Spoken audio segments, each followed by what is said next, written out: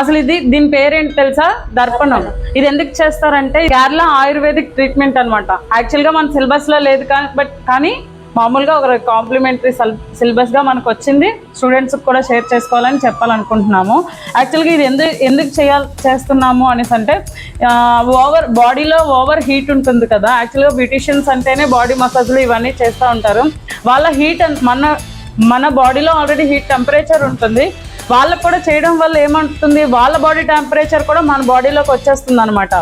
అది మనం తగ్గించడానికి మనం ఏం చేస్తున్నామంటే, ఆ బాడీ టెంపరేచర్ తగ్గించడానికి మనం ఏం చేస్తున్నామంటే ఈ ట్రీట్మెంట్ అనేది చేస్తున్నాము. దీని డార్క్ సర్కిల్స్, రింకిల్స్ చూడండి, కన్ను కింద హీట్ వల్ల ఇలా అయ్యిందనమాట.